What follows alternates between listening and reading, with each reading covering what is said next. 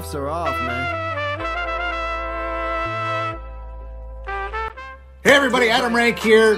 What's up, friends? Daniel Dopp here from the Fantasy Focused Football Podcast over on ESPN. It's Fabs here, Michael Fabiano from Sports Illustrated. You know who you can trust if you've got some questions about your fantasy squad? Want to check out a cool show on YouTube that'll help you get ready for the fantasy football season? Check out the Get Right Fantasy Network. Check out the Get Right Fantasy Network. If you are not subscribed, what are you waiting for? You want to lose your league? Head on over to YouTube. Check out the Get Right Fantasy Network because they're doing everything they can to make you a better fantasy player. You got to get right with the Get Right Fantasy Network. So go and roll your sleeves up. Yeah, go and roll your sleeves up. And I'm getting down cause I roll my sleeves up. And I'm getting right cause I roll my sleeves up. And I'm getting down cause I roll my sleeves up. And I'm getting right cause I get. Hey, for good old times, what up, world? Shout out Rasta and Classic. Well, sorry that took a little minute there. Had some production issues, talking to the boys in the green room for just a little bit there. But we're here. We're back.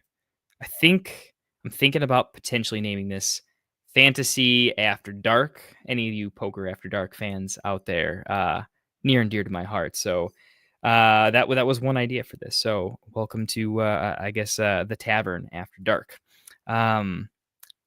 Obviously not too many folks here. I took quite a bit of time hopping from stream to stream, but for those of you that are here, welcome and appreciate it.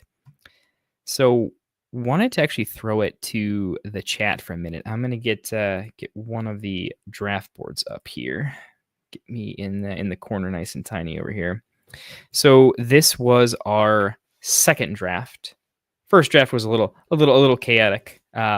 Still a good draft nonetheless, but I think more folks here were probably in the second draft.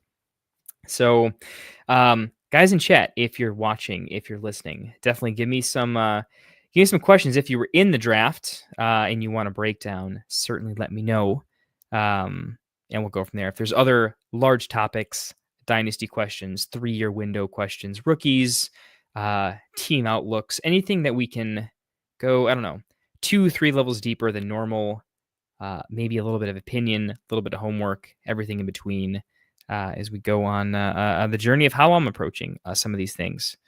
But in the waning time, and if everyone's a little tired and has other things going on tonight, I certainly understand. We can always end this a little bit early. But in the meantime, I'm at least going to give y'all, especially those who are maybe watching after we go live, I'm going to give y'all a quick breakdown of my second draft. First one got derailed a little bit. Josh Allen auto pick. There was a pretty clear lesson in that draft, and that's I'm going to go late quarterback this year. Interestingly enough, I think in the second draft, we had a bit of epiphany that, maybe Phil had a pretty good argument that there's still something to be said about drafting a surefire top 3, top 4. So there's really one tier of quarterbacks that can qualify. Josh Allen, Lamar Jackson. I don't think Jaden Daniels fits that category, to be honest. I think we can probably pencil in Jalen Hurts, though. So between Lamar, Josh Allen, Jalen Hurts, I think our moniker was we can pretty much for sure pencil them as top 5. But in our own personal rankings, it's really top 3, top 4. Interesting argument that I think one of the things that wasn't mentioned, if you guys were here earlier, I'll briefly give the takes, right? The late quarterback take is pretty simple. You can get Drake May in the last pick of your draft. So value over replacement. The idea is you're drafting I'll probably drop them week 1 anyways.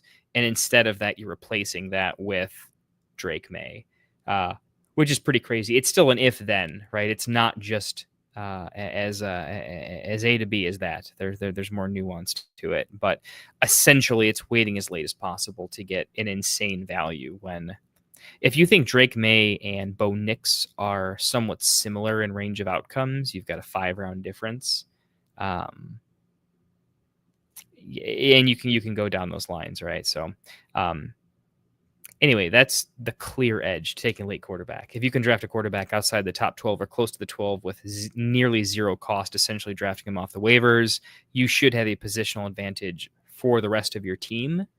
Hopefully that compounds and finishes with a value quarterback pick. That won me a lot of leagues. It should win a lot of folks' leagues. There is I think it's a narrow range, if I'm going to be honest. I think this is the door number 3 case where this happens the least, because you also might not be privileged enough to be at the right spot in a draft to do so. But the Patrick Mahomes in the 9th, Bo Nix in the 9th, I don't even think I can say Joe Burrow in the 7th. There's a very different tier of player available. I say that I changed my mind. I think where Bo Nix goes, like the few picks before him, I think are, let me look at this. Okay, no, I changed my mind. The 9th round is in a very different tier than Joe Burrow. Completely different tier. So yeah, it really is just X quarterback fell to the 9th, 10th. No one wants to take him. Kind of have to. Yeah. Well, Vike is here. Let's talk to Vike for a second here. Still take late quarterback. Yeah, I think I'm there too, Vike, to be honest. I'm definitely at the let's go late. As I'm putting stuff in chat, man, I want to be able to see myself a little bit. Let's put me up in the top right, huh? Let's do that. Let's still be able to see me while I get chat up. Is Josh Allen an entire DJ Moore better than Drake May? I mean, I think, here's the easy way to answer that is like Josh Allen isn't a flash in a pan QB1. It's like when you just can I pull it up here? We're on the chart. Yeah, we're live. We can do a little screen sharing. So I like this in the mobile app better, to be honest. I haven't really prepped for how do I show this. I don't want with the history here. Okay, so since 2020, and I'll still give him 2019 because sophomore season QB8 still pretty crazy. Breaks out and then 1, 1, 2, 1, 2. Just give even these solid ones, just give them a 1-2/1-2/1-2/1-2/1-2. Basically, eliminate a top 2 luck factor. He was a top 2 option or better every single year for the last 5 years. Name a single other player in fantasy right now that's more consistent than Josh Allen over the last 5 years at his position. Name the last time that anyone drafted Josh Allen and regretted it.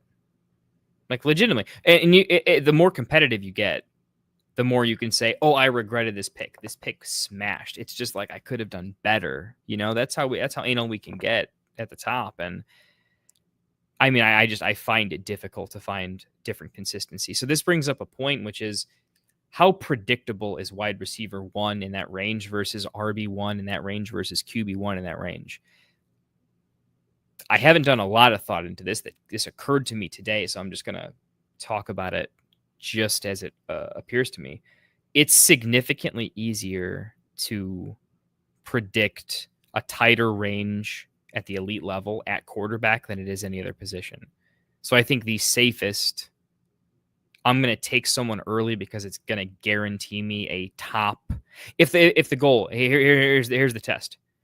I want you to finish with as many top 12 players at a position, right? Or if it's, let's actually change this. Let's say no matter what you do, gun to your head, it's how many top 3 or top 5 players at a position can you get? Because that changes it a little bit. You need to go for truly elite upside. If that's the idea, you actually really can't draft a ton of just purely late quarterbacks, because if it's truly top 3, top 5, 6, I think a lot of you out there would say, hey, Justin Fields having a Jalen Hurts like decent passing season, but rushed for 1 billion touchdowns. Drake May is Justin Herbert, right? Kyler Murray, he's been QB7 before. What if he just does that at a better level, right? Knicks, I think we all saw a combination of just super potent offense, legs, just kind of the total package, right? You can all give me cases where they're a top 6 QB, but if I said like, yeah, top 3, 4 though, you're like insta out, right? You're like, nah, there's no cracking that. The fact that we can look at that as a position as just an unbreakable top 4, maybe there's value in saying I can completely de-risk an entire important top scoring position by just saying, hey, the top guys are at a value right now. And also, I don't need the top guy. I just need Lamar, Josh, or Jalen. It's personal rankings. What if it's just a top 2 for you? Tougher. If it's top 4, easier to pull off, right? But there's an argument to be had and like a game theory premise that it could be objectively correct at the end of the year in hindsight to say, hey, we could have for sure locked up a top 3 to 4 at a position. It's the highest scoring position, guaranteed at a value that's about 1.5 rounds later than we have seen in recent memory.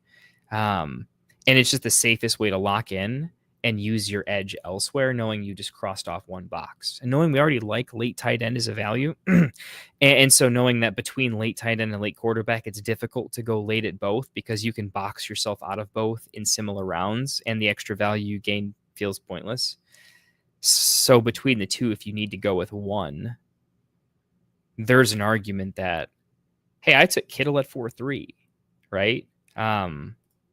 Because I think Kittle, legitimately, he's my tight end 2. I think he has a real shot at tight end 1. And I was like, ooh, locking in sick value here. And look, I don't think I'm wrong because I do that at 4-3 and I still get Mahomes 9-10. And I think he could easily be a top 5, if not top 3 guy. He's done it in the past, right? It's been a minute, right? But you have 1, 2, 3 years as, 4-4-1, but you could still say top 4. Aberrant 7 season, go back to 1. You look at that 5-year window, and that's not Josh Allen, but pretty elite, pretty consistent. I'm not going to scoff at that several rounds later. So in this case, I think it pulled off. But let's say I don't get Mahomes 9-10, I don't get value. Let's just say I have to do like let's say I do a CJ. It'd be Drake May for me, Drake Mayer Fields. Let's say I get them in 13 instead of Mahomes. How do I feel like that? I still think I can probably lock in. Like I'm going for, in my head, I'm thinking I can get a top 6 quarterback plus a top 3 tight end and still have a positional edge. I don't know. I guess I'm not completely poo-pooing what Phil said, and that's if I can just lock in this, but I like the rest of my picks. Because I do like late tight end. I like Warren. I like Ferguson, right? And I think, okay, I took Kittle at 4-3. Do I think that Warren has a shot to be a top 5 tight end and be very, very close in PPG because the tight end 1 versus the tight end 5 or the 4 is actually going to be a pretty tight range of PPG because I think there'll be a tier of great guys and a tier of doesn't really matter middling guys. In that case, it's a better value to get Warren 9-5 if I'm going to get within 2 points per game of 4-3 or something along those lines, right? And if I do that, I do build in a case where I can easily draft in a 1 quarterback league Josh Allen at the 4-8 and say, hey, people are going to get great value later on, but they're going to have value because they drafted the QB 14 and they finished QB 8, or they drafted the QB 16 and they finished QB 7, QB 10 finished QB 6. We could just say, well, we drafted the QB 1 at QB 1 and it's still the best pick. I think that's something we should still consider. And the more value I think you can get from your league because you have savvier late picks, the later into the season ADP goes and how it shifts, if you still think you've got some great late picks where you love a range, I think I'm arguing that I was already considering I should go either early quarterback or early tight end, but I should go early one of them because I'm going to have a free pick at some point.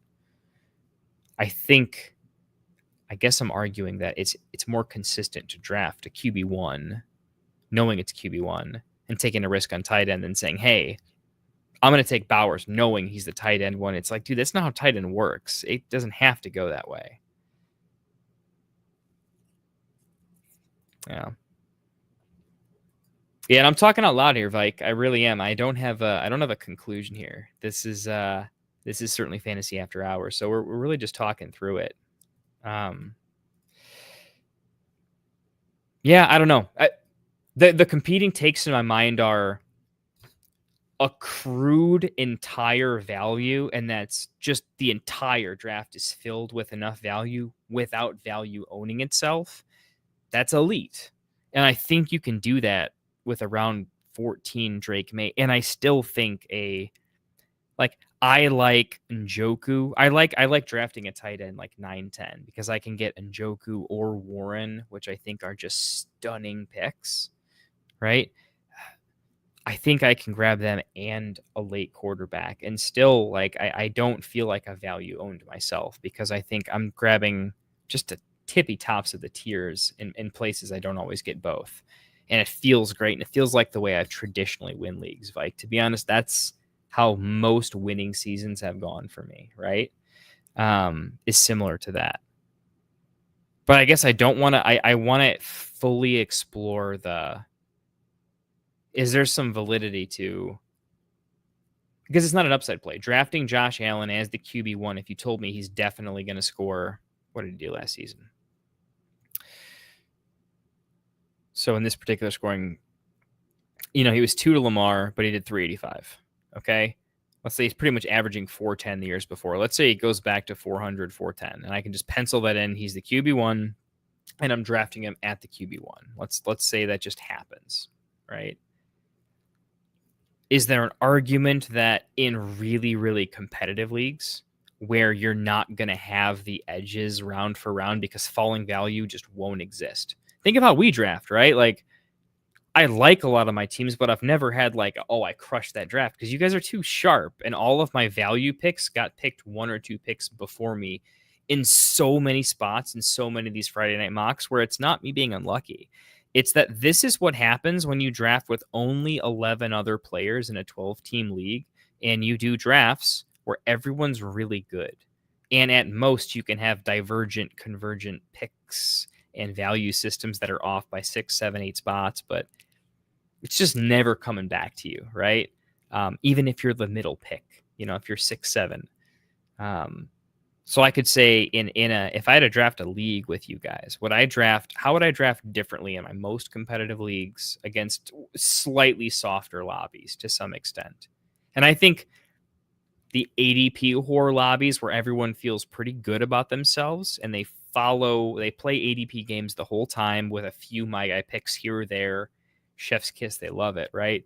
I would still consider that soft because that's like a newbie poker player and a good player. If you're one level above good, you can really eat good's lunch because it's pretty predictable what they're going to do. And so you can kind of do your thing pretty well in really, really good lobbies where they also know how you think too.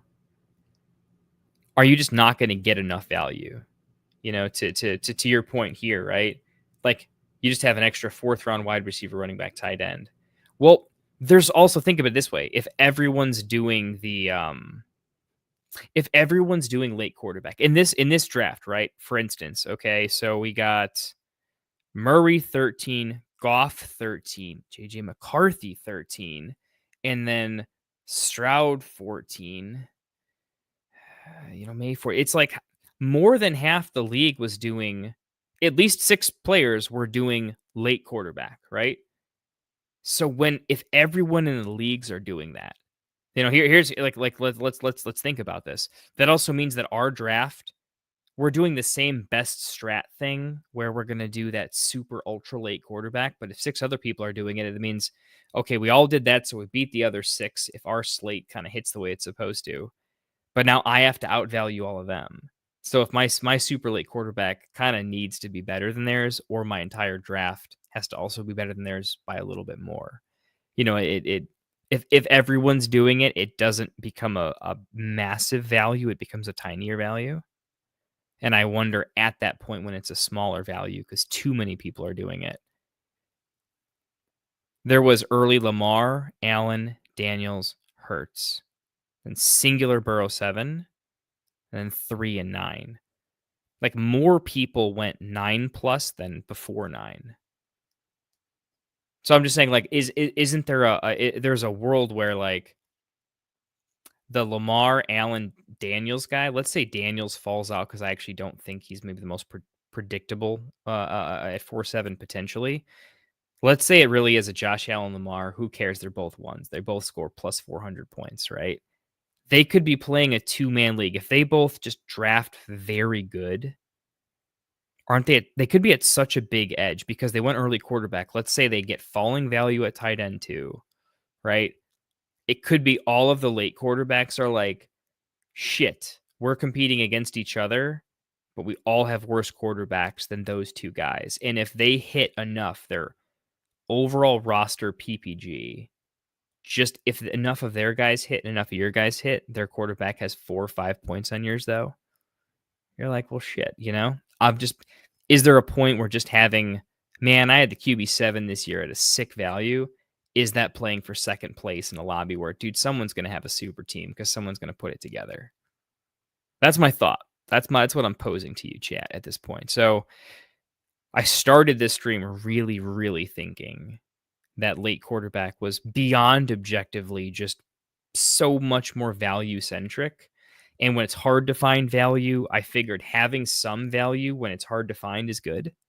I'm starting to convince myself that when I think I'm going to consistently get a tiny bit of value, the big value blindness is, hey, man, knowing I'm going to draft the QB 1 or 2, I never get that in the 4th round. I never have. I've never been able to say I know he's going to finish as the QB 1 or 2 at 400 points.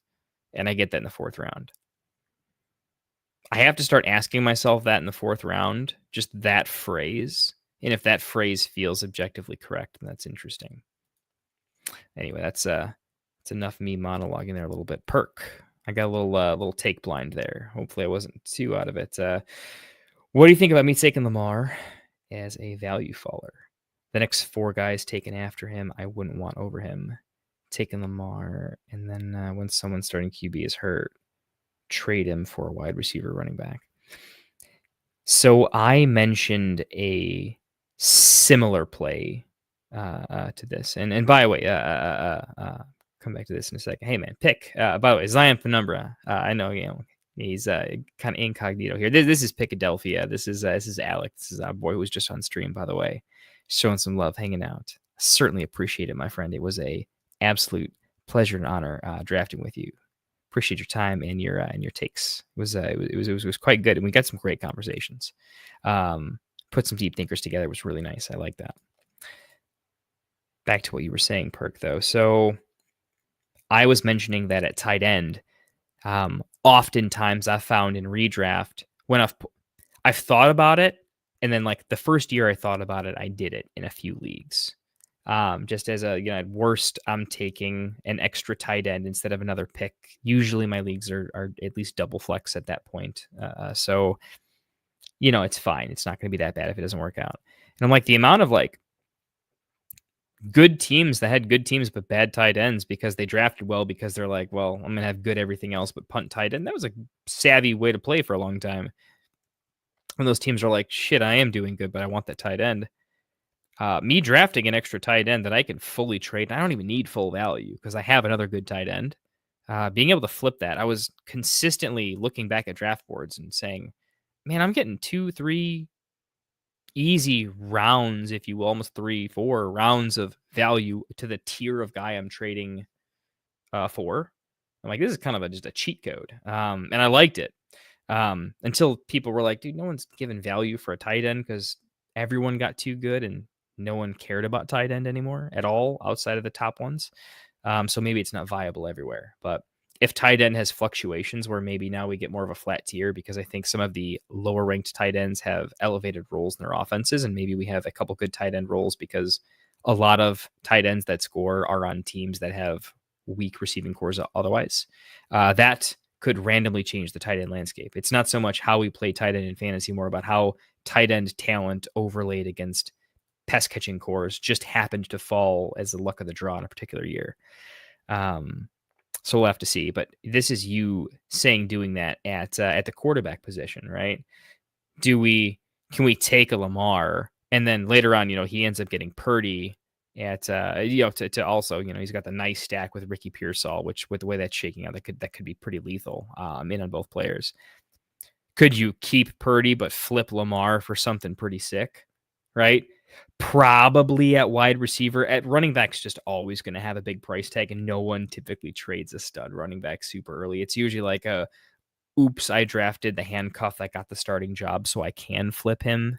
You know what I mean? Like, oops, James Conner got injured. Well, you own him, so that doesn't work. But like, okay, oops, Christian McCaffrey got injured, so now the Chuba Jacobs Gibbs owner has Garendo for free. That's a starting back, and you're like, dude, can I flip Lamar for an RB1 Garendo perhaps at that point or something? You get what I'm saying, right?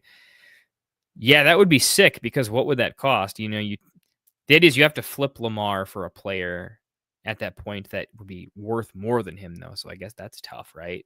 How many players above him are you getting? It would have to be a wide receiver, not a running back. Could you flip Lamar for... If any of these wide receivers in the third have an elevated outcome, though, the idea is you're not trading for them. It would be you could probably trade for one of these guys with Lamar if they had a bad start to the year. So you'd have to be calling that. I don't know, Perk, I'm kind of convincing myself that it's actually too difficult to trade Lamar for a stud. Because at the draft opportunity cost, just look at the draft, at 410, we have to trade for a guy in this draft above him for like pure value. Or when the season starts, just somebody that we need that feels good. That's more like a game, how you play a game. It's not about the mathematical value. It's about if I need a player, that value to what's valuable to me might be different week 2, 3, 4, whatever. I don't know. There's just it's a lot. I'm saying it's steep. It's steep to trade Lamar. It would be very difficult for me. Like on the year that Tyreek hits, I don't think I'm just giving you a hitting Tyreek for Lamar so I can upgrade over Goff. I don't know that I'm doing it. I feel like this is maybe a play that I'm saying I don't think it gets done. But that doesn't happen in my leagues because I think too many people are too fine with the late round quarterbacks. I guess, for instance, take this. How many outcomes are quarterbacks just so failing where the waiver wire is bad? Look at the guys that went undrafted here. They're pretty good. Who's going to buy Lamar when the waiver wire is still chalk at quarterback? I guess that's an angle we got to think about, right? So Perk, if I had to throw it back to you, who are we realistically getting for Lamar, even at QB1? That's a question we got to ask ourselves. Like, find a case for a player that kills it, and then ask yourself, if you're that owner, are you doing this deal? If the answer is, I'm rarely always, like, if you're saying I never definitely do it, but I have to think about it, there's no definite outcomes. Maybe it's just we can't get the proper value for Lamar in one quarterback that we need to, even if he's in a screaming value. Perk, that's kind of where I'm sitting, if I'm being honest. So we'll have to see. How early are they willing to do it too? How early in the season? If it's week 3, I think they're going to they'll figure out their quarterback situation in a better way versus needing the value of I need to buy Lamar in week 3 because Jared Goff isn't doing it or whatever's the case, right? I think they'd rather give Goff a chance or whoever it is versus making a snap deal. Probably they're going to want to do it later on in the season. So I don't know. I'm just thinking about it out loud here, Perk, and I'm thinking I think your angle made sense to really go down, but I don't think in practice, as I just play case by case over in my head, you're going to have to get a trade partner that doesn't watch the show and that isn't a deep thinker. Because I think if you chess move this, if you play the end game out board after board, I just don't think the amount of trades with enough unsavvy players gets done. That's what I think. But continue the conversation if you think otherwise or have a follow-up to it. If you think you can leave QB until you find a dead zone in the draft, don't have to completely punt it, but it's a nice move to have in your back pocket if you get a bit stuck. Yeah, Vince, I agree. I agree very succinctly with it's nice to have this could go in a direction that typically screws me, but it doesn't, because I find, even if most people do, you're still in that group of I'm not screwed because I find this range is pretty flat and long for me. Yeah, it's nice because the term boxed out doesn't really apply to you ever at that point, where there's years it's felt like that at quarterback, right? Whether we were thinking incorrectly or not, it's felt like that, right? So yeah, I think this is also the point where like I picked Mahomes at 9-10, not necessarily because I definitely wanted to.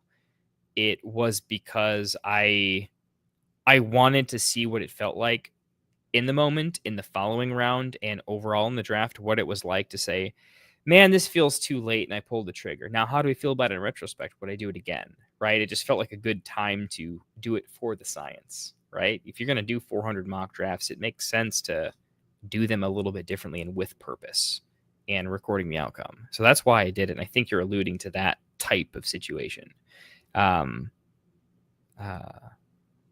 Yeah, and I think that's probably the way I would go. I think this is also a take that you could use incorrectly, right?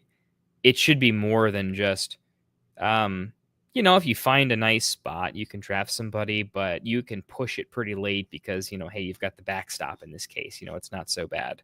I think the idea is it's important to say the first part of that take we have to be good at, though. We have to identify what players could fall too late, and if they do, how late is too late for each player in that particular range, because it's not that many players. It's not one of the top 4 guys. It's probably very specifically Burrow, Mahomes, and if you are super big into any of the other guys. I've seen people super in on Murray. I've seen people super in on Fields. Nix has some magic to him that some people can't quit. And a laser Mayfield, if all of his weapons are healthy, that wide receiver room is just disgusting, right? So, but again, I just gave every possible name. It's realistically, in my opinion, Burrow, Mahomes, Nix, Murray, Mayfield. It's really that, right? So you need to plan for exactly what range and player tier at your flex spot. Because this is also a range where I like tight end. I said specifically like 9-10, which means I think you could force a late 8 there. And it wouldn't be obscene. Like, I don't want to take a tight end late 8 because I'm not getting a value. Like, I can't go for 10th round if I'm having to reach in the 8th. So it's really 9-10 for me, if I'm being honest, at tight end. And that's the same round set we're looking at for some of these quarterbacks, right? So there's a pick order dilemma here too, of if you're staring down the barrel of Mahomes at 9-10, or, Njoku went 10-12 here. I already had Kittle. If I didn't have Kittle, I have to really ask myself, like, I have to be rehearsed and practiced and say, I need to know my pick order at this point in a draft when it comes to Mahomes versus Njoku versus Warren versus these tight ends that I like at a position I'm likely to not have taken yet. I could have the value owned situation of, oh, I went late quarterback and tight end and I want to take one of them in the same spot. Knowing which range of players you're okay falling to the 10th or 11th, right? That's important. So just trying to give some wisdom if you're going to follow our takes. And I think these make some sense. We still have to study which players make sense, because then you could luck into the right strategy and we called it. We could still have our specific player order a bit unrefined. And if that's the case, we haven't really gained a big edge, or we could have some regrets post-draft at a minimum. And the mental space is, if you're in a bunch of leagues, that's going to affect you too, right? You're going to make poor waiver wire decisions after second-guessing yourself because it stemmed from draft mistakes where we could have been sure than we are. Yeah, obviously we spoke about it earlier, but can't stay away from the late quarterback value. Value's value. Sometimes there's plenty of cases where the most value is just the most value. And sometimes that's too much, Perk saying, probably should have taken my guy, Garrett Wilson. But Dynasty Brain was still on. I like JSN more in Dynasty, but in redraft, it should probably be Garrett Wilson. Well, this is an interesting take here, Perk. But I will tell you right now with a high degree of certainty, I am completely in on Garrett Wilson as the best value in both formats. This is also a guy that owns a lot of JSN, and it's not an anti-JSN take. It's just such an ethereally high Garrett Wilson take. But I get it. It's fragile. The Jets could suck. They could never solve quarterback. I don't know. Part of me just wants to be right about Garrett Wilson's talent. And I don't know. Maybe everyone else agrees with me and they're like, Kendall, we're not saying he's not a top 5 tight end talent. We're just saying he'll never have the best situation. But so many people aren't willing to agree with me that Garrett Wilson is a top 5 NFL talent. And I think if he had the chance to just go play in some all-star games with all the other guys, I think you'd see it. And I think it wouldn't take that long to see it. And I think everyone else would see it too. And if there was ever a player that changed situations or had a massive situation improvement, I think he would be one of those guys that is just like, it wasn't just good, it was elite, and everyone will be like, well, hey, we all said that he was great. We just never believed in his situation. And my call is like, guys, how many times are we just dead wrong about situations and offenses being good or bad sometimes? I think we're wrong often enough. Vegas was fine having the Jets as really big odds to get to the Super Bowl or get close to it, right? They were laying them.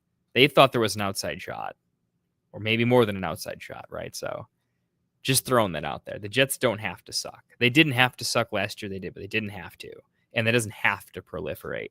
The 49ers have had some bad luck in the preseason.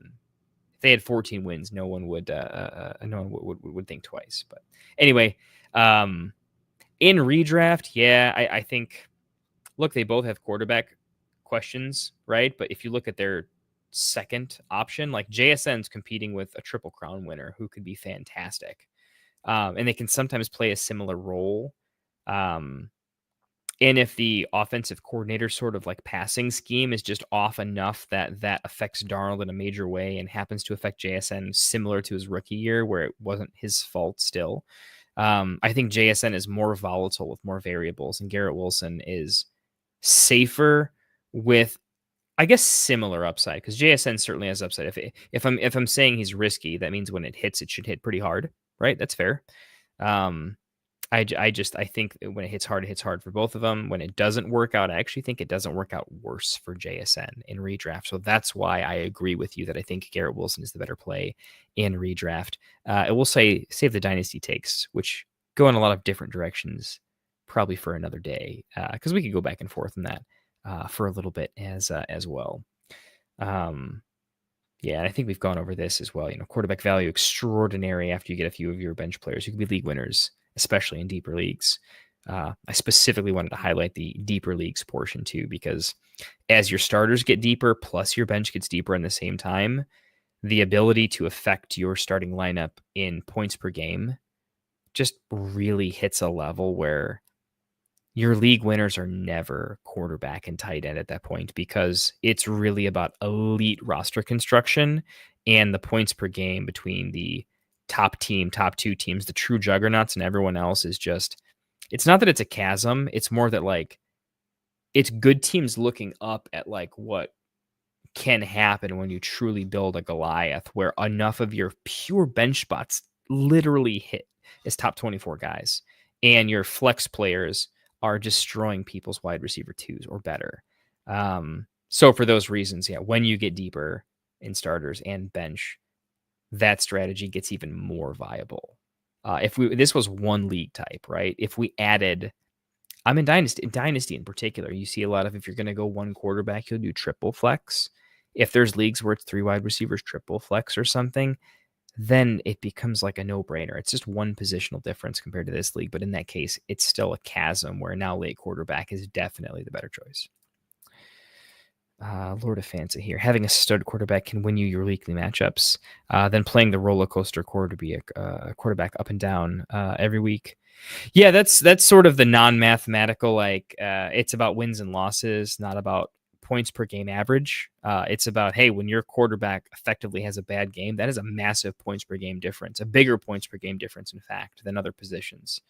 Throwing 0 touchdowns versus throwing 3 touchdowns and all the yards, it's a big difference, right? Because they have the ceiling, and unfortunately they have a floor that you think is there sometimes, but it's really not, right? So For those reasons, I think consistency rankings definitely make some sense. I think this is, I'm not even sure exactly, because there's multiple takes here, right? Because I can easily say, this is the pro Josh Allen take of, hey, there's some weeks where you're just your starters are similar to their starters because all your good wide receivers did similarly good. Your running backs did similarly good. Maybe they had an extra touchdown here. You had an extra touchdown here. It was close enough. Maybe you were winning by 10. They were losing, something along those lines. But then one quarterback just destroys the other by 15, 20. Or vice versa. Yeah, big deal. There's bigger swings in the later quarterbacks, though, where it's this could easily be an anti-late quarterback take where you're saying, hey, you get this big advantage in the rest of your lineup. But sometimes your quarterback just says, no, it's not enough, right? So in the position with the most, it can score 30, it can score 0. Would you like some more consistency at the top? Yeah, it was definitely going into this a little bit as well. So getting into chat here. I haven't read all of chat. I know I'm falling behind a little bit. So my apologies. Start yelling at me if I'm getting a little bit behind. Not going into the Rashee Rice too much, only because I'm not the best speculator of it. It's not a place I think I have an edge or I'll sport bet on it or anything like that. I just don't have a great feel for it. Let me put it in another way. There are things I have a feel for, and because I have a feel for them, I tend to do more homework, and I'm interested, so I do more homework. And one thing leads to another, and you become in my opinion, a pretty high level, at least analyst, if not expert, right? Depending on the word you want to use.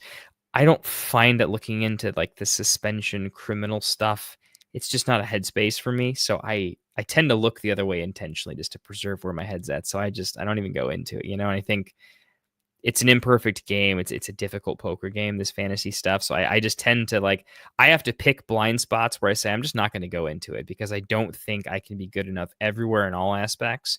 And I'd rather protect the areas where I can be locked in for weeks to months and arrive at a really clean place just all year long on something. And I think that's what leads to that real conviction on my guys and league winners that end up hitting and you just never doubt it the whole way. You got to be locked in for that. And I think, I guess just making a quick mention of stuff the Rashee Rice stuff. I think if I can eliminate some of those distractions from what I focus on, it's better ROI for me as a fantasy player, not even an analyst. And I'll make more good decisions over the course of multiple weeks by just not clouding the brain with anything that I don't think I can even predict to be super sharp on. So it's super tough to pull off good value for Lamar in a one quarterback league because of what you said. The waiver wire is strong. I pulled the trigger on early quarterback to confirm I don't like that strat. Hey, I did the same thing in our first draft. I autoed Josh Allen. I could have fixed it. You're running your own draft. I could have fixed it, even just for the sake of I want you guys to watch me draft my best and get the most out of it. I said, hey, let's play the experiment. I had the same thing happen. Same thought process. Because my mind is so glaringly late quarterback, I'm forcing myself to find the take for early quarterback. I found an interesting equilibrium, I'll be honest. I'm going to have to rattle it around a little bit more, but I think we're arriving at a decent place. Not loving. Yeah, dude, I think everyone's there right now. I think the consensus, all the best ball bros, we're all thinking the turn's kind of OP this year. It was OP last year. We just didn't think it. We thought it was terrible last year, but I did the Saquon Kyron thing, and that was nice. You couldn't predict it. At the time, it felt like the only option. We called it, right? We said, hey, this is what could win us if we did it, and that's what happened. But yeah, I think that, and we're all saying the same thing. There's a teardrop at at the 1.5, 1.6, where what comes back to you just isn't the same. Most people feel in a lot of drafts, it's if you're in on Jacobs, it feels like after Jacobs. If you're in on Chase Brown, it feels like maybe after Chase Brown because he's starting to rise into a pretty comfortable late second. We're starting to round out the tier a little bit. Or I'll be honest, right now, it's because guys that were going mid and late third are now becoming early thirds, which are becoming just penciled in 2-3 turns. That's what's catching up the 1 through 5. But that doesn't feel good, right? Because they're saying, oh, mid thirds became late seconds, and so now that tier's good. It's like, not really, because we felt the 1-2 turn was good because we thought, picks 13, 14, and 15 were still just first round picks that all felt in a particular tier. Henry at the 2-5. No one would have blinked if I took Henry at 111 or 110, right? I was seriously considering it, right? So for those reasons, yeah. But it's like, dude, no one's taking Josh Jacobs in the first. We love Bucky. We absolutely love Bucky as a community. Like, dude, Bucky.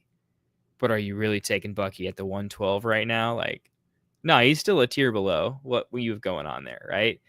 But Genty, Henry, H-and, London, dude, these guys all feel like first rounders, right? So yeah, I'm with you. I think that's a real thing, and I think actually that's going to be a big point. The early rounds are very much this year based on how you see them and who you like and who your called shots are. It's going to affect the next couple rounds, and it's going to, like most years, the folks that are just like, dude, I've got my rankings, I'm going to stay water, I can make anything work. It's like, you think so? You should probably run like 500 or 600 mocks. You should do a lot. I'm being exaggeration. That's a lot. I will actually do that many, but run 10, run 20, just to figure out the harder situations and the specific player values and ranges, because they have a ripple effect, and it will make you realize that you have to really understand your 5th and 6th round likes and dislikes and ranges, and that will spiral back to the 101 through the 105 and vice versa. Generally agreeing with you right now, though, for sure. Although I think that take's going to fall off, but for the wrong reasons. I think the late seconds are going to feel better because we are more appropriately valuing some players, but they went from values to now they're just properly ranked. So it still won't feel good. We're not going into the Rashee Rice as much. In the first round, where do you feel like you have the hardest time deciding on 2 players to draft in the first round? Perk mentioned 101 through 105. Where do you feel like you have the hardest time deciding on 2 players?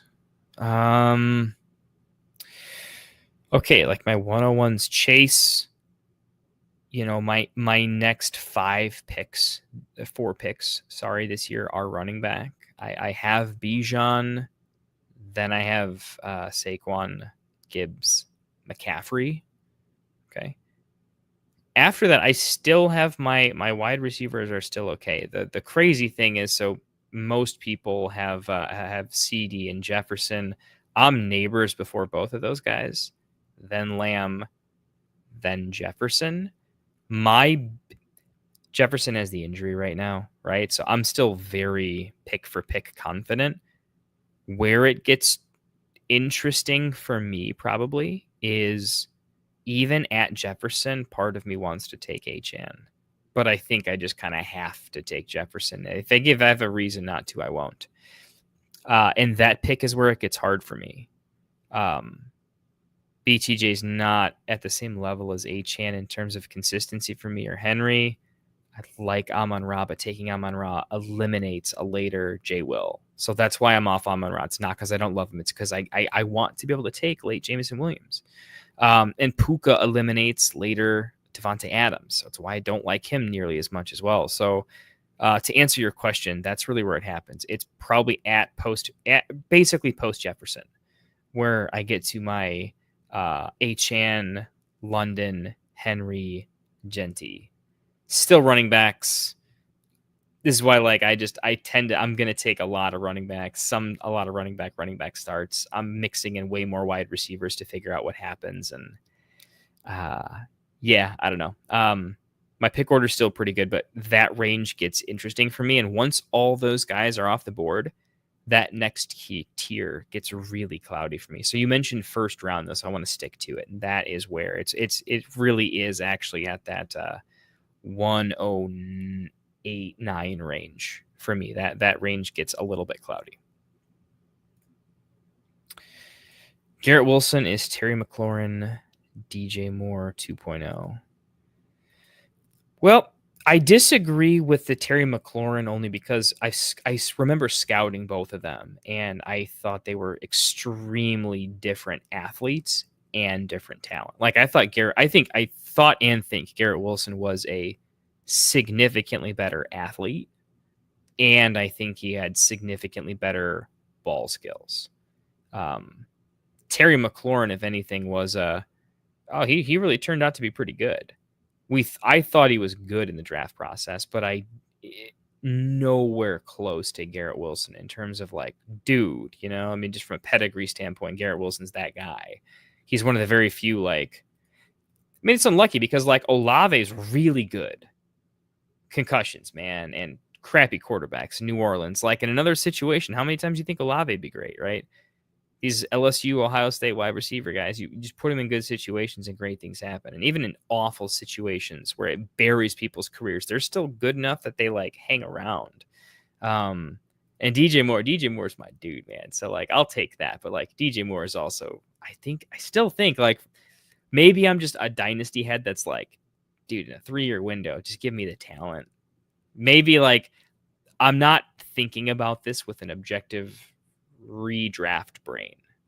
I think I could be accused of that, and I don't think you'd be wrong. But guys, Chad, I'm openly willing to admit that it's so tough for me to consider situation with Garrett Wilson because I feel like I'm so succinctly right on his talent that if and when his situation changes, like I will be so right on him. And I just need to keep placing the bet that we're not as good at calling situational outcomes. I think more often than not, we're good at calling tire fires. I'll give you that. But we can be really wrong at calling good teams. And I think if we can be bad at calling good teams, we can be bad at calling bad teams occasionally. And it like, on this take, right, if Garrett Wilson was literally anywhere, he'd be consensus top 10, but like safe top 10. It'd be a combination of like he could win the league or just be top 10. I mean, just like full Antonio Brown, like just remember when we never took wide receivers early and Antonio Brown was like the only guy, or there was only a couple of guys because it was always other positions. It'd be safer taking a Kelsey or a Gronk as a pass catcher over just a chalky running back. But then you could just be like, yeah, but I could take AB. That was so good for so long. I feel like Garrett Wilson would be that guy if he was somewhere nice, like dream landing spot, like Garrett Wilson to Tampa Bay because they're too injured and too old. Like, oh my God, like I almost don't even want to think about it. It's too awesome. Like I don't want to think about it. How do you feel about my extreme color coded build? It's visually appealing, Victoria. It is visually appealing in a way that I'm going to take a sip of wine. I'm going to tell you. Look, here's the thing. We like drafting. We like looking at draft boards. We look at them a lot.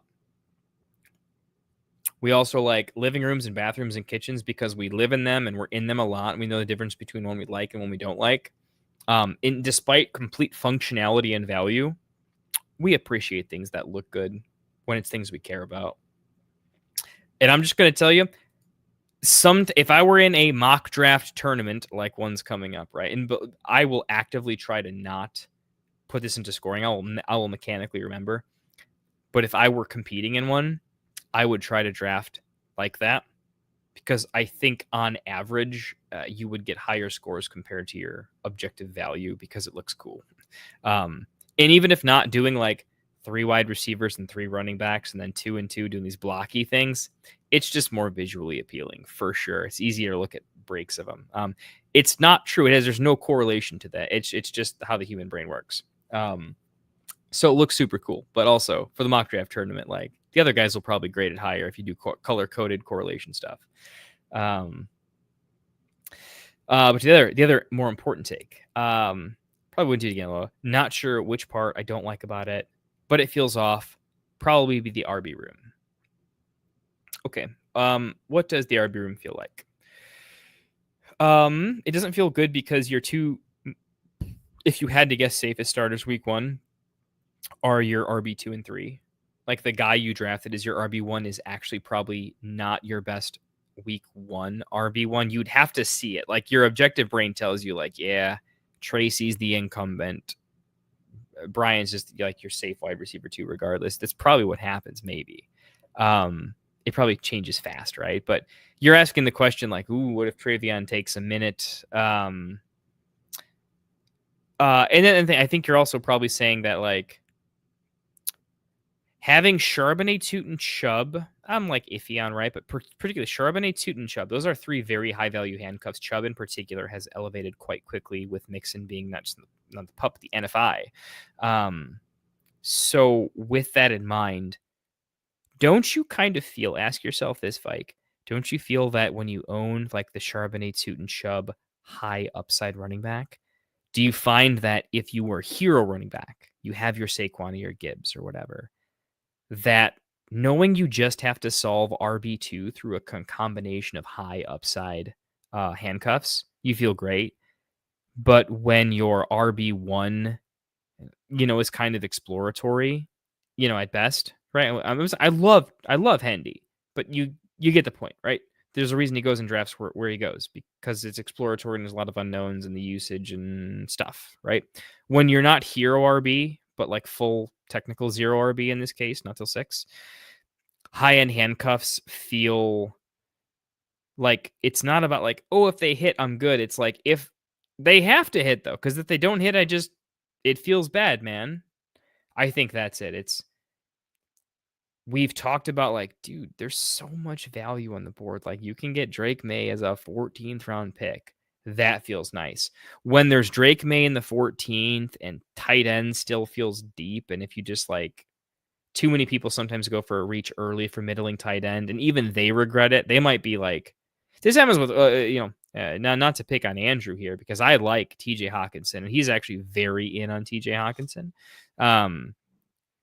Sometimes when you draft TJ Hawkinson, you can be in on him, but if no tight end gets taken in 2 full rounds, you're like, oh, but everyone's just kind of like into late tight end, which means like it's a pick order issue. It's not that you're wrong about being in on Hawk. It's just like, dude, no one decided to take a tight end for 2 rounds. So where I'm going with this for the most part is you're looking at it, you're playing best ball, and I think you're seeing you're playing best ball with this lineup because you have it. Like if you hit early on one of these, it could fully pay off. But if it hits later in the season, are you potentially too far behind? Because week 1 could be rough. And also, it's redraft. You set your lineup. In these high-end handcuff situations, are there weeks where your bench goes off and your starters are bad and you're not knowing when to call it because they're high-end handcuffs that get like the 1B nearly roll, but there's not enough for all the points to go around, and you just don't know who to start all the time. That you can sometimes run into that with this build as well. When it comes to like practically playing it out, you can turn some wins to losses just by being like, dude, I didn't know how to set my lineup for 2 or 3 weeks. Like everybody was close in value. I didn't know what to do with them. It was just tough calls and it wasn't right. And you're like, hey, sometimes if I just knew like, hey, my lineup is either good or bad, like I know exactly who's playing. Like Anthony Richardson is a better I'll talk to him later about it, but Anthony Richardson is a significantly better redraft player than he is best ball.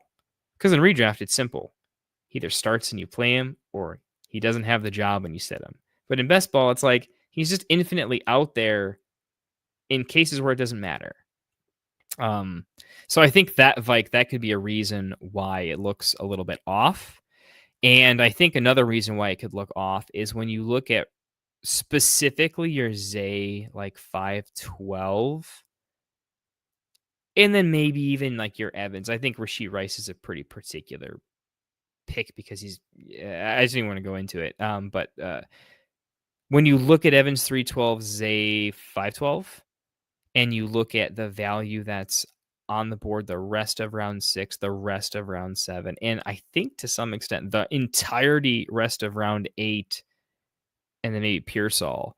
It's like there's 3 full rounds of a lot of blue and a lot of good blue. The only blue that's not there is because you had to take the running back or whatever. I don't think Flowers is significantly better than like that in like all three of those rounds almost. So I think it's a situation of, dude, there's just some great picks. Like Hendy feels good there, but you also like then you like Hendy feels good and B Rob feels good. I feel like those felt good, but starting an 8 like Tracy, I think objectively you would rather have Igbuka, you'd rather have Higgins, you'd rather have Myers, you'd rather have the upside of Golden or Pittman or Pearsall. I think you would. And then at the Charbonnet pick, I think you had to take Charbonnet when honestly, we're playing as if we had an IR spot. I think you'd rather have Ayuk. There's some potential upside to like, man, Hollywood Brown's kind of a steal there. It's not that I don't like it. It's just the objective PPG is you're taking players that are going to score worse than those guys, like clearly, unless they hit. And I think you're good enough at drafting that you're playing a very tournament style build in a league where you have to beat 11 other players, not 1,100. I think it's the wrong strategy for reasonable lobbies. If you're in against the toughest of the tough, maybe you say, look, I probably need to get lucky to win because anyone needs to get lucky to win because no one's going to outplay everybody. It's too tough. I just think I'm up against two sharp minds, just too many fantasy nerds. Maybe you pull out this build and you say, look, but if I hit, how are you going to catch me if I hit? You know, that's the type of situation I think it's used for, but I think it's why it feels off if I had to comment on that. But that's what you're asking. So wanted to answer the question at hand. You were Brocal. You were Brocal this mock. I like the build. I think most people just objectively looking at it like the build. There's a lot of like popular fantasy analyst picks there, and you had some picks that fell to you that just felt great, and you knew they felt great when you picked them. So yeah, I think you did. Do you have Chase, Lamb, JJ in the same tier? No. And how would you rank the next tier of wide receivers for fantasy this year? So no, I don't. I do have Chase in complete tier 0. Alpha, unquestionable. Like I do think there just isn't another close pick for me. It's so infinitely Chase. Kind of a cop out though. I know that's not really what you're asking. So I'm going to get into the rest here. I'm thirsty there.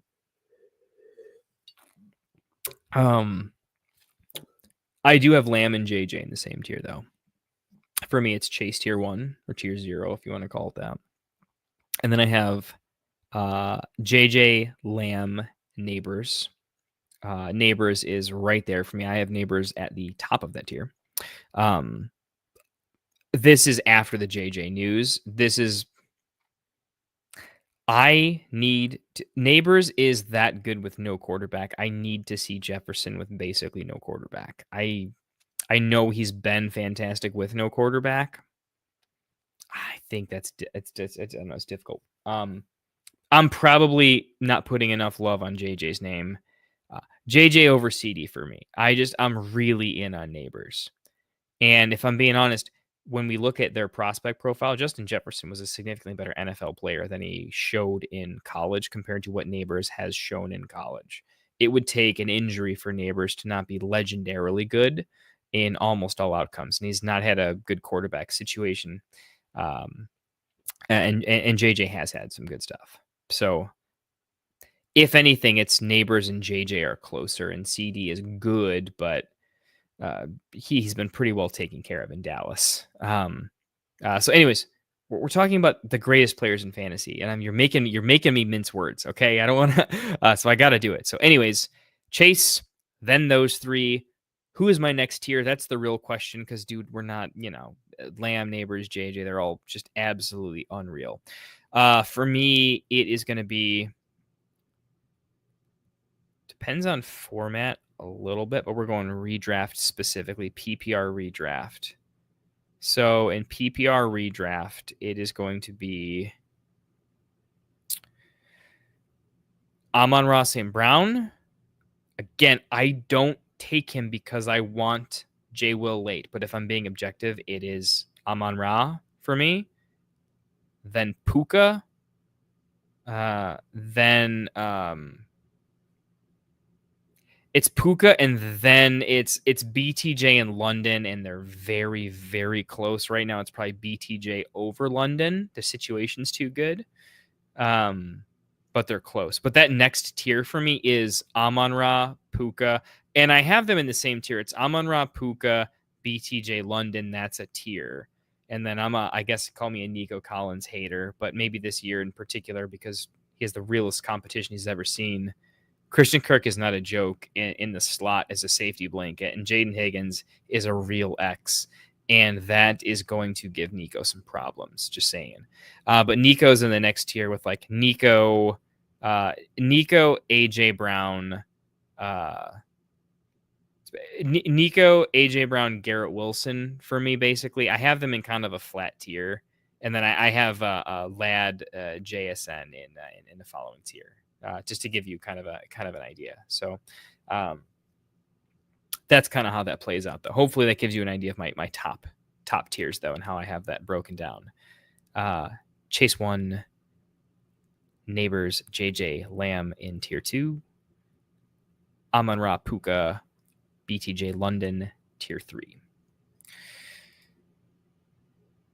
See what we got here. And I am fading fast, gentlemen. I have been streaming at this point since 9. So 9, 10, 11, 12. It'll be 4 hours in 10 minutes. So I am going to go blind at some point. I have a busy day tomorrow, but I will be pouring myself out regardless to you guys. But I wanted to be real with you. This is supposed to be a more intimate fantasy after hours, after dark stream, my unabridged thoughts on the format, on the draft, on picks, on things in general. And boys, I went to the county fair today. It was like 100 degrees, went through all the animal things, saw the rodeo, and I sweated a lot. I probably lost 10 pounds today carrying kids around the fair, and it was hot, and I'm tired. So I'm probably passing out after a couple more questions. We're getting to the end of the queue, though. Let's see how we do. Perk. Bucky has so much love as the star darling in all of fantasy. I would hate for him to have a bad season. Oh, brother, the heat that will come from that. Well, that's interesting because, what would be a bad season outside of injury for him? We know that it doesn't take being fast or quick for him to juke defenders. He's got, a natural athletic, I understand how the human body, looking at me as a football player, reads a situation, and I know how to just, Some people are like that. Like Alvin Kamara, when he came into the league, was breaking ankles without necessarily being faster. He was just slippery, man. Right? That was the meme, right? Bucky feels similarly slippery in mental prepared ways. He's got jukes, legitimate skill. The way Messi plays with the soccer ball without, he's fast too, right? But when he wasn't fast, he was still good. So I would just say be careful about that Bucky could fall off a cliff because he's just too NFL good. And if he decides oh shoot, get him on a nutrition plan and get him a little physically better, it's that could be scary. Players that are hyper efficient typically have explosive next years. It doesn't usually go in reverse. This is a stat. I don't have the research in front of me, but I do know it's a statistic that guys that don't get a ton of volume but are explosive on a per touch basis, the statistics say they end up having dope second years. And when they don't, it's unfortunate shit happened. But normally it's kind of a thing. But I think this is more of a Rachaad White's not dead. Rachaad White was literally a top 10, 12 running back. He was so good. He just wasn't Bucky running the ball. And honestly, we watched Rachaad White be a top 10 back and still suck at running the ball. He just caught so many passes. But Bucky is also good at catching passes, but he's more lethal just, being a double threat. So I think it's a snap share issue for Rachaad White, but I think Bucky's ceiling is probably capped by the fact that there's going to be games where they're just winning, where Rachaad White can run the clock out, where they're just, he's not going to have the snap share that you want. Gibbs kind of proved you can be the RB1 with a less than 60% snap share, though. So I don't think Bucky is nearly as talented as Gibbs, though. So I will give your take partial credit, but I'm a Bucky guy. despite being able to be level-headed and admit where the downside is. It's not enough for me, though. I mean, Garrett Wilson being stuck in the situation McLaurin and DJ got. He'll never be free. Well, see, now we're talking a good take. I wish I had gotten to this sooner, Vike, because that feels true. That feels super fair. And, like, to their credit, too, when they had half of a chance, like, did they sprout, right? Remember the DJ Moore, like, dude, he's killing it, right? Terry McLaurin went from, like, so tough to own in so many spots to, like, consistent, too, which was crazy. And some highlight plays, too. Yeah. Hey, I hope he's them, right? Because they got unstuck when everyone else was right. People were done with DJ, and people were way done on McLaurin. But DJ, I guess people had a tiny bit of hope, but they were kind of done. So I think he could be the best of them at the end of the arc. So we'll see. Look at both your mock draft teams, pin them up against each other, pretend it's Super Bowl. Which team do you think wins? Players who were taken to both cancel each other out. I literally, I've got them up on separate pages right now. Yeah, no, it's despite the fact, like, I thought my draft was pretty fantastic outside of the Josh Allen at 2, but the fact that, like, my running back room, like, I had some great late picks, but it just wasn't stable enough. If I just look at, like, who wins the Super Bowl on talent, though, like, the fact that I just have more chalky names, like just having Kittle and Olave and, you know, Mahomes, I think it's my second team for sure.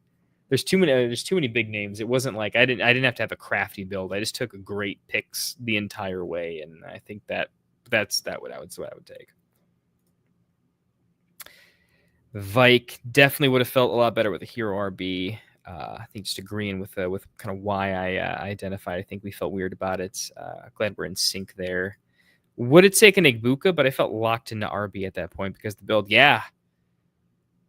I mean, I know I mentioned the other names, but like Igbuka to me was, especially because I think you're in on Igbuka like I am, and I'm starting to get stupid high on him. But if you're anywhere close to that, like that feels gross, right? So I think there's definitely, like, it's good to push it though, right? Because I've taken some RB heavy builds where I'm like, now I can't take Brian Robinson and J.K. Dobbins, and I can't take a pet pick later on because I'm just too stacked here. So, like, feels like the extremes are not good this year because there's enough valuable picks that enough of the market isn't in on, like Igbuka.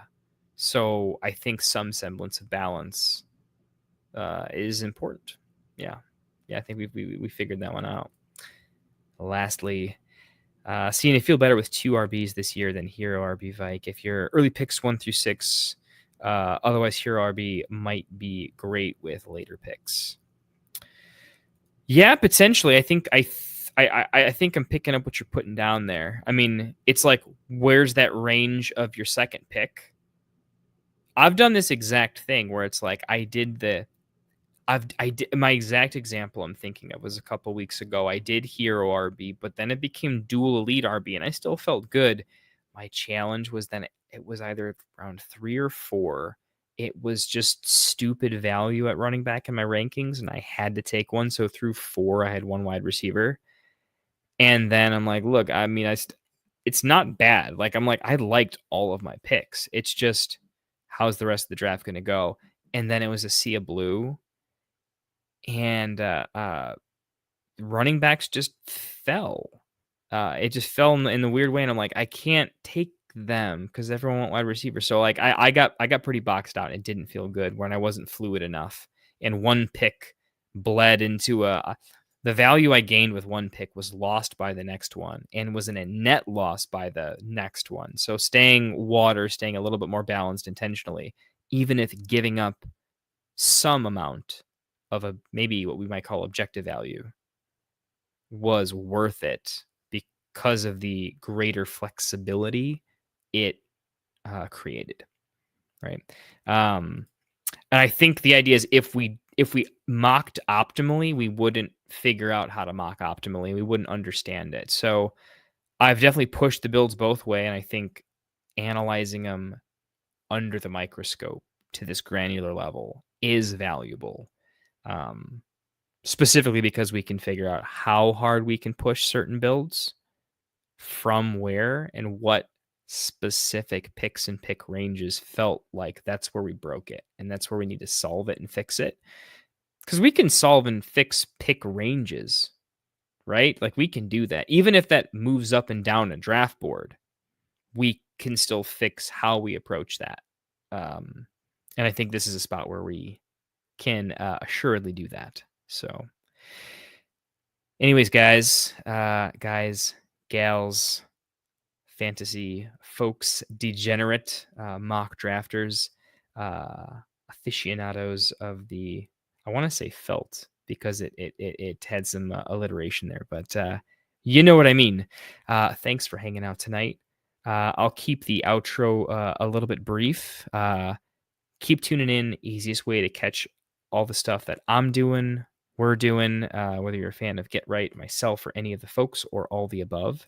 The Discord is where I'm posting most stuff about the content we have coming up. Easiest way to ask where our stuff is or what we're doing, find out about the mocks. If you like being in the mock community, the one thing that we do is if we see other talented people that mock like us as often as us, we will also make sure they post. So being in our Discord is a good way to just be connected to other communities that like mock drafting. And I won't feel bad if you're just in a Discord just to catch the mocks and things like that. So best way for us to communicate, if you're not subscribed to any of the channels, hopefully not a big thing for you, but definitely a big thing for me, for us. So appreciate any of the subscriptions to our YouTube channel, me at the Fantasy Football Tavern, us at Get Right Fantasy, the Get Right Fantasy Network, and Phil over at the Extra Point. And obviously our wonderful guest, our friend Alec, aka Picadelphia. Definitely his Discord community is truly wonderful. And he knows way more about running a Discord community than I do as a technology challenged person. So definitely, I don't have the description is going to be all sorts of messy. I don't have the right stuff. I don't think I mentioned it in the description because I was running too late, but I can fix that. You get connected with us. It'll be easy to get connected with him, as many people in our server certainly hang out in his server as well in his mocks. But yeah, thanks for hanging. Please do tune in to the next one. Things to look forward to. Lots of folks have asked, hey, when's your rankings? Because I like mocking with you, but also I got to do my mocks. I got to do my actual draft, and it would be nice to use your rankings alongside mine. Or, I think a lot of us grow up through fantasy having a favorite analyst or two or three or a combination, and you superimpose your rankings onto theirs or vice versa. If you'd like to see how I take player takes, ranges, tiers, huge fan of tiered based systems, that will be coming. It will be coming soon. I am just a slacker. I've also got kids, a busy day job, a lot going on, right? But I really should try to do more, and I'm trying to do this more professionally. So that will be coming soon. I'll be honest, our website is a little bit of a mess compared to what I want it to be. Frank and the guys do a nice job. We're going to have it up there. I want to do nicer things with it, but at a minimum, even if it's not pretty or perfect, because I don't know tech and web design, I will get all my rankings on there so you can check them out. And I'll make sure they're free for probably at least this year, because we're too late in the season for me to monetize anything. But at some point, hopefully I win a bunch of you guys some leagues, and maybe I can pay a utility bill in the future at some point in time with some of our memberships. So stay tuned. I will be happy to pour myself into our fantasy community, into rankings, and helping you guys hopefully win your leagues, or at least at a minimum level up your own takes, find some nuance in them, find ways to read the board a little bit better, draft a little bit better, get that extra edge. And because it's going to be a while before I have enough clout and credibility to really fully monetize, it's probably going to be great stuff, really cheap. But if you're a fan of me, fan of the show, please do consider in the future, when I can even get to that point, drop in some donations, or specifically being where we go, YouTube membership, Patreon. We'll figure out something, but you guys know the shtick at some point. But this is me humbly saying I appreciate it if you're considering, and if you don't have the funds, I don't blame you. Don't give me a dime until you're ready to, and if you can afford it, hey, we appreciate it. If not, hey man, it's all good. We just hope you're doing better at another time. Until then, I think we should probably play some music, get out of here, let little Kendall get a little sleep over here so I can wrestle with the kids tomorrow. It's been a great Friday Night Mocks hanging out with y'all. Y'all are legendary. I will catch you guys on the next. I do this every time where I don't have the outro set, but we'll see if we can get it right one of these days. Someone help me learn production. Anyway, love you guys. Have a great weekend. Cheers. Wanted to write fantasy is the play. Marking nothing but I tune every Friday. Strategies provided, I was